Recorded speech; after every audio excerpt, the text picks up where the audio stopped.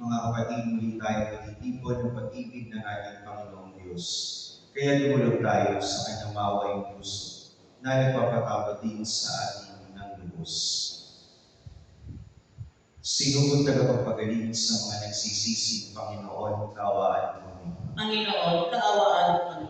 Dumating na tagapaganyayang mga makasalanang magsisi, Kristo, kaawaan mo kami. Kristo, kaawaan mo kami. Nakalulog ka sa bayan ng Diyos sa mga para ipamagitan kami, Panginoon, kaawaan mo kami. Panginoon, kaawaan mo kami. Kaawaan tayo ng mga pangyarihan Diyos, patawarin tayo sa ating mga kasalanan, at patubayan tayo sa buhay na walang hanggan. Amen. Papuri sa Diyos sa kaligtasan, At sa buhay na kapayapaan sa mga taong kinalulugan niya. Pinupuri ka namin, dinaanan ka namin, sinasasama namin. Pinagmumuni ka namin, pinasasalamatan ka namin, dahil sa nakilang mo ang muling kapulian. Panginoong Diyos, Hari ng langit, Diyos amang makapangyarihan sa lahat. Panginoong Jesucristo, bugtong na anak. Panginoong Diyos, Kordero ng Diyos, anak ng Ama. Ikaw na nag-aayos ng mga kasalanan ng sanlibutan, maawa ka sa amin. Ikaw na nag-aayos ng mga kasalanan ng sanlibutan, tanggapin mo ang aming kaliligan. Ikaw na nalulunok sa kanan ng Ama, maawa ka sa amin. Sapagkat ikaw lamang ang panalo, ikaw lamang ang Panginoon, ikaw lamang ang Jesucristo at asa-asa, kasama ng Espiritu Santo sa kadakilaan ng Diyos Ama. Amen. Manalangin tayo. Ama naming makapangyarihan, itinaga mo ang unang pag-aani ng iyong mga apostol sa pagdalak ng dugo ni Santiago. Ipagkaloob mong tumibay ang iyong sambayanan sa kanyang pagpapahayag ng pananampalataya at lubusang pagkakamit ng pagdalangin niyang puspusan. Sa pamamagitan ni Jesucristo, kasama ng Espiritu Santo, magpasawalang hanggan. Amen. Ang pagpapahayag ng salita ng Diyos.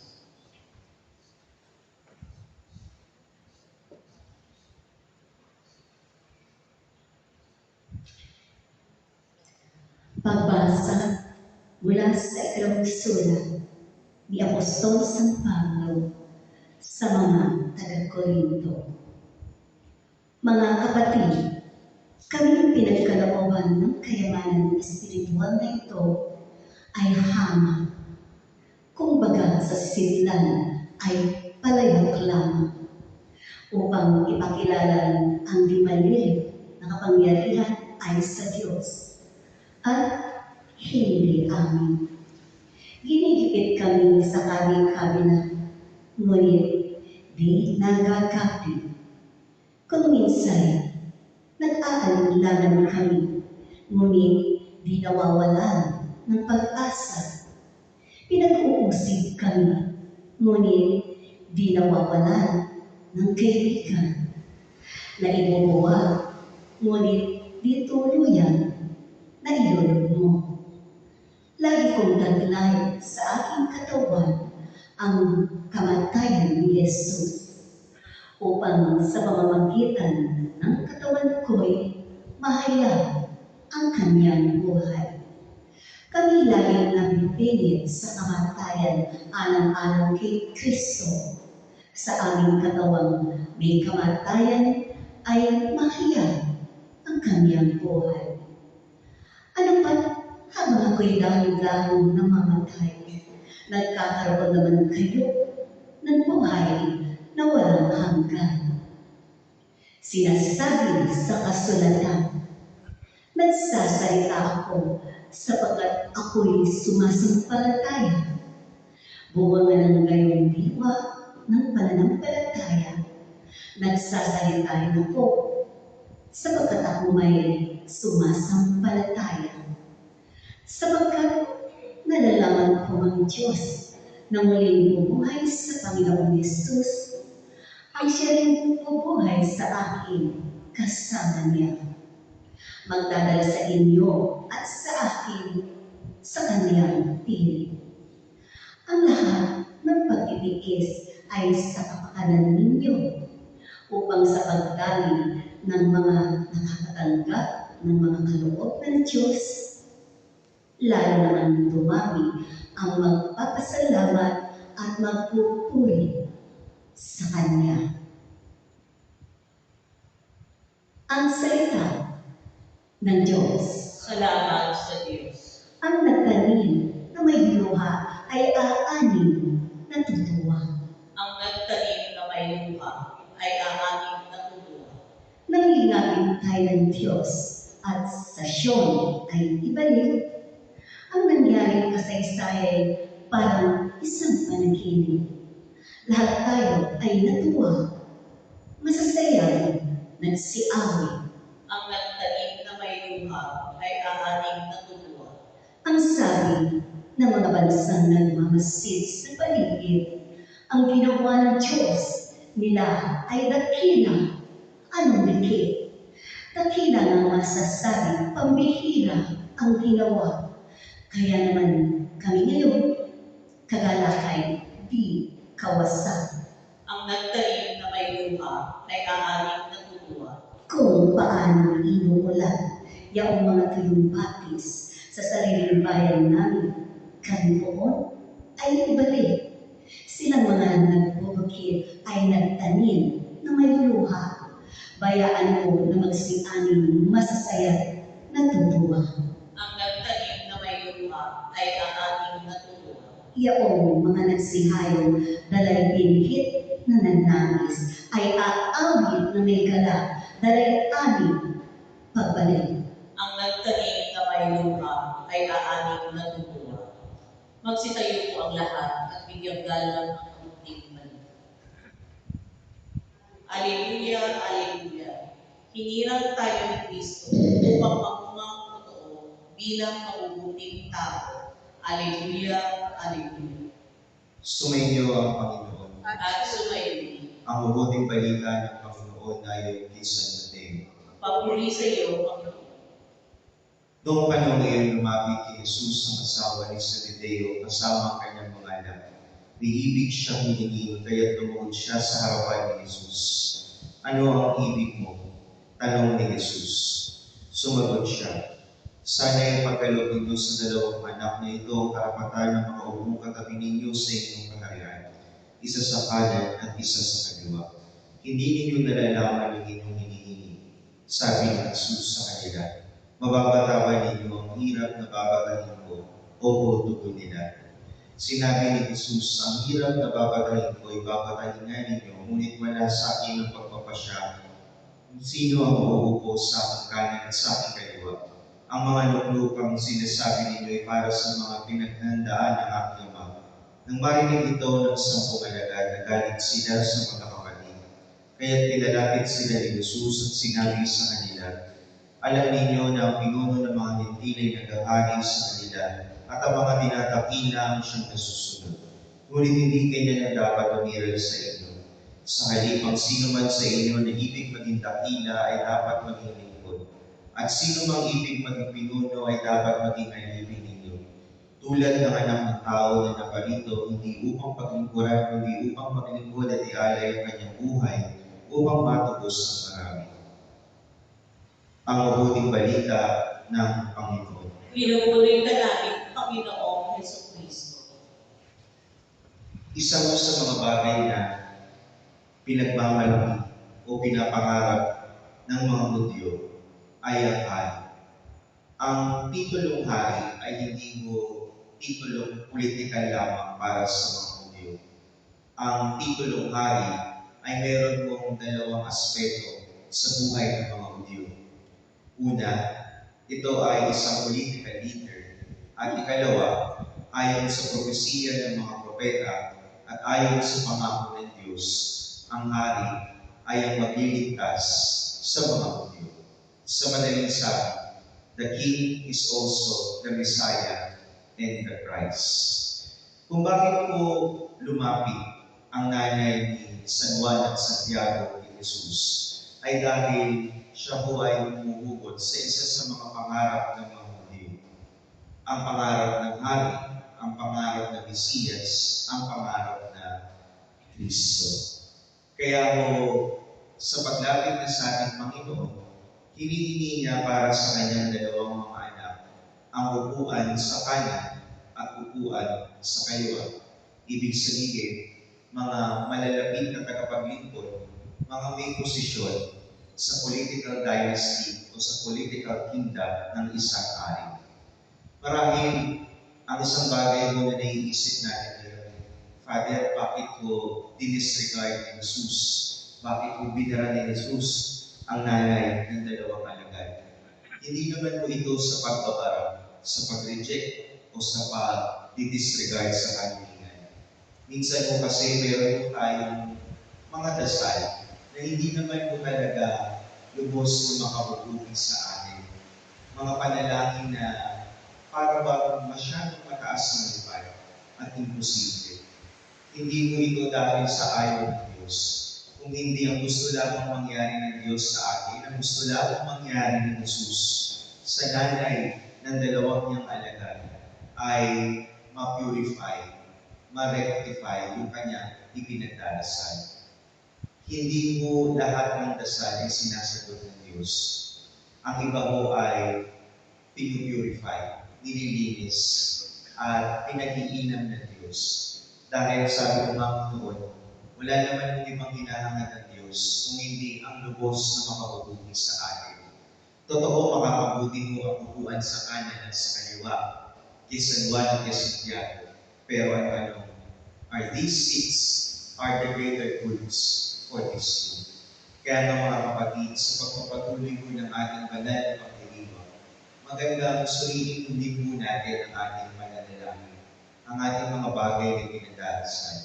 Tignan mo natin kung itong mga bagay po na ito, yung mga pinagdarasal ba natin ay talagang lubos na makabubuti sa atin. Baka sa ating pagtingin, makakabuti. Pero sa paningin ng Diyos, hindi ito lubos na makakabuti.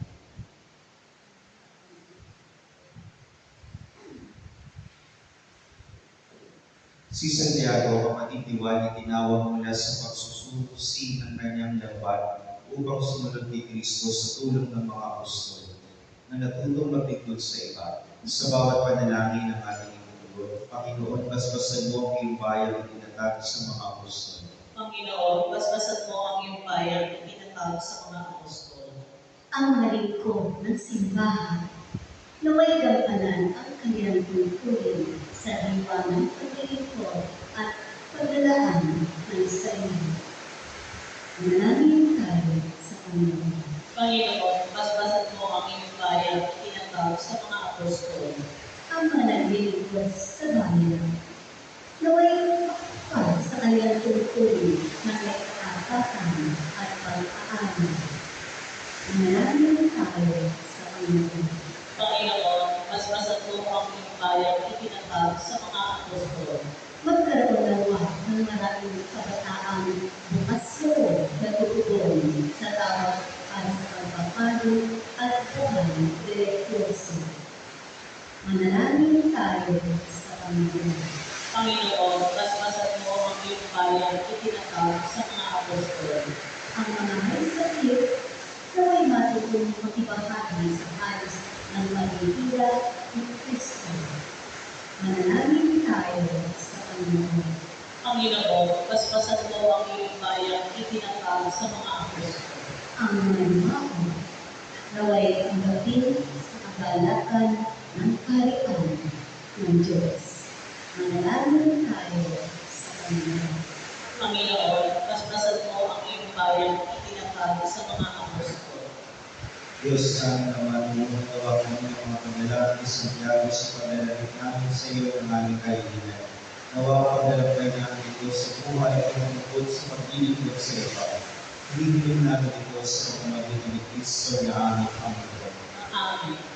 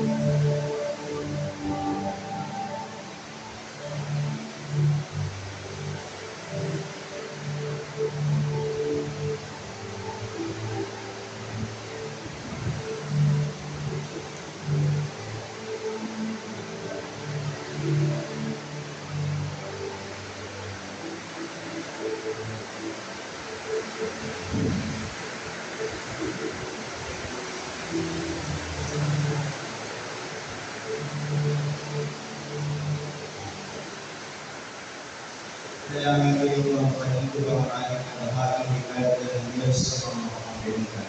Ang naginawa ng Panginoon, itong paghahain sa iyong mga kamay, sa kapurihan niya at karangalan, sa ating kapakinabangan at sa buong sa payagan niyang kalan.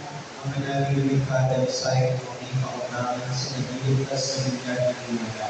Upang sa pistahan ng gusto sa tiyago ng nilokong unang makalikaw na nagpalis, gawin ang pakagod ng hangin pinatanggap ng panis.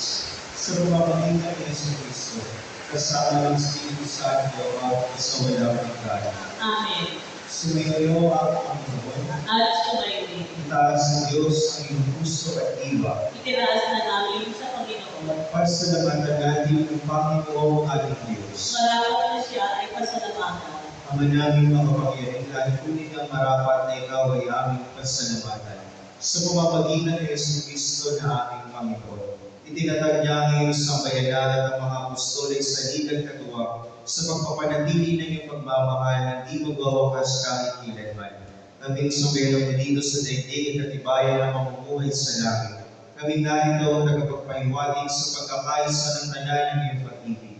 Kaya kay Sayo ang itin na nagsisiawit na papuri sa iyo na walang umpay sa kalangitan. Kami nagbubunyi sa iyong kadakilaan. Santo, Santo, Santo Panginoong Diyos na makapangyarihan. Napupuno ang langit at lupa ng kaluluwalhatian mo. Hosana sa kaitaasan. Pinagpala ang naparirito sa ngalan ng Panginoon. Hosana sa kaitaasan. Ama namin banal, ikaw ang mukha ng kabanalan, kaya't sa pamamagitan ng iyong Espiritu, gawin mong banal ang kaloob na ito, upang para sa amin ay maging katawan at dugo ng aming Panginoong Yesu Cristo. Bago niya pinag-iisa ang pusang loob na maging handog, hinawakan niya ang tinapay, pinasalamatan niya. Pinaghati-hati niya yun at iniubot sa kanyang mga alagad at sinabi, tanggapin ninyong lahat ito at kanin. Ito ang aking katawan na ihahandog para sa inyo.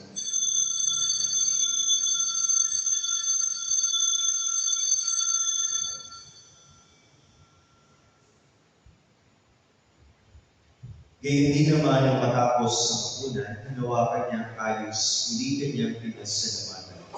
Iniabot niya ang kalis sa kanyang mga alagad at sinabi, tanggapin ninyong lahat ito at inumin. Ito ang kalis ng aking dugo, ng bago at walang hanggang tipan. Ang aking dugo ay bubuhos para sa inyo at para sa lahat sa pagpapatawad ng mga kasalanan. Gawin ninyo ito sa pag-alala sa akin.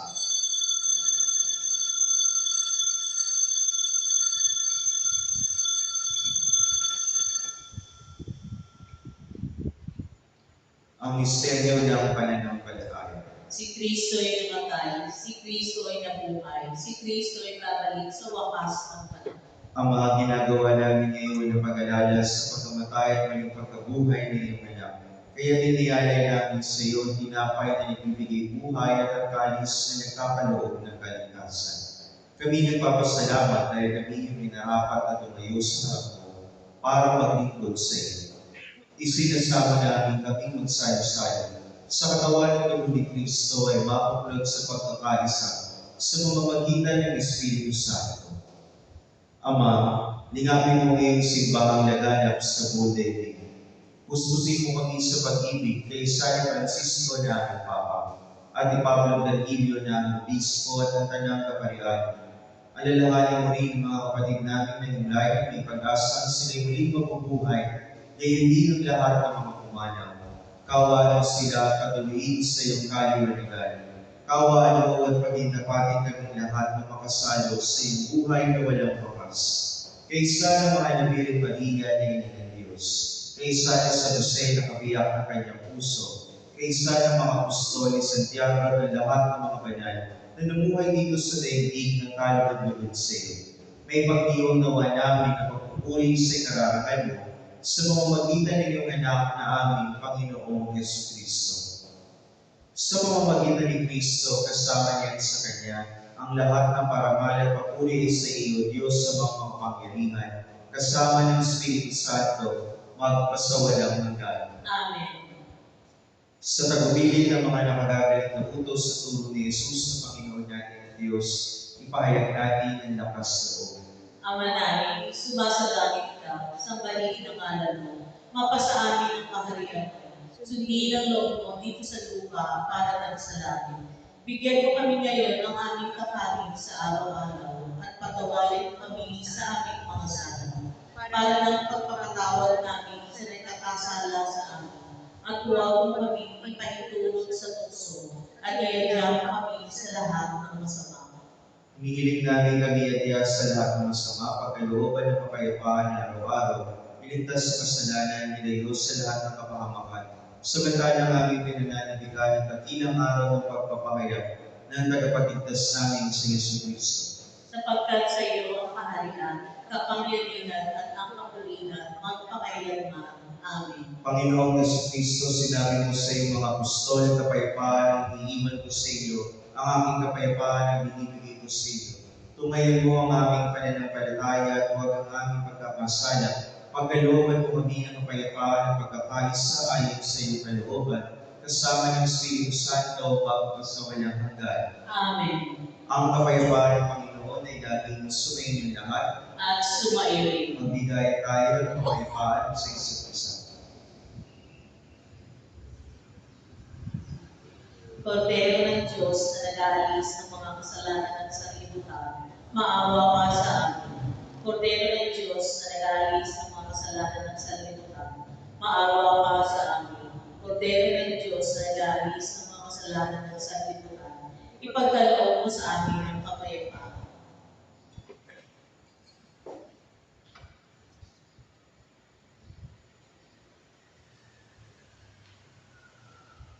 Ito ang kordero ng Diyos, ikaw nag-aalis sa kasalanan ng sanlibutan, mapalad ang mga inanyayahan sa kanyang piging.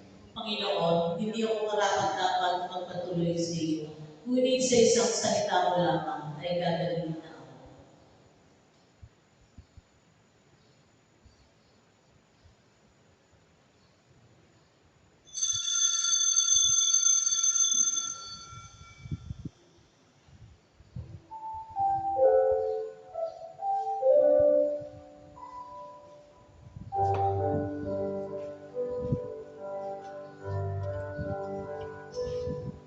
Mabuhay sa pag-ibigay at binigay, nalinag na nandiyan ang lahat, at hindi maghihintay ng kapalit.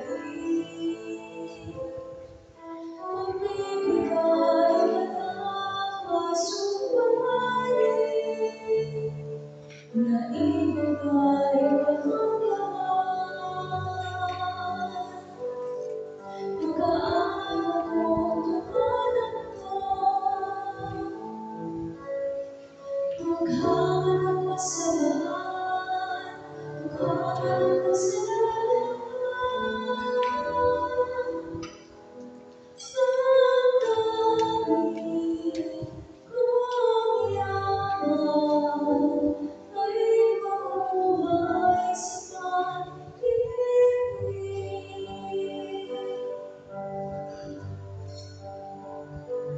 Ang mabuhay sa pag-ibig ay mahalayan, na ang tunay mayaman tigaan. Sa hanap ng iyong pag-ibig, hinahanapin ka sa ikaw, at siya'y aming matatag. Bituin sa aking buhay, di magsamantalay, sa ligat at kasakiman. Lagi-lagi magsagisap, magbuhay sa pag-ibig.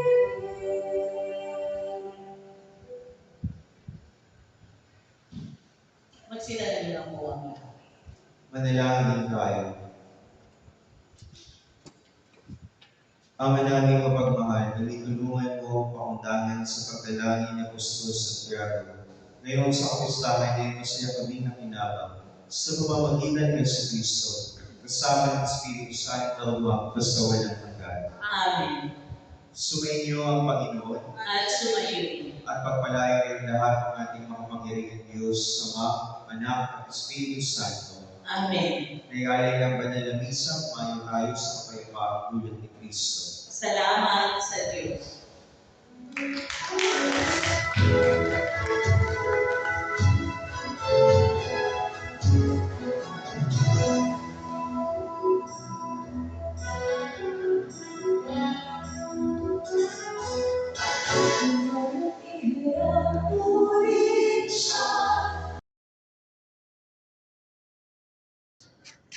Good morning, ladies and gentlemen. Please subscribe my YouTube channel, Cap TV, Timbo TV. Thank you and God bless.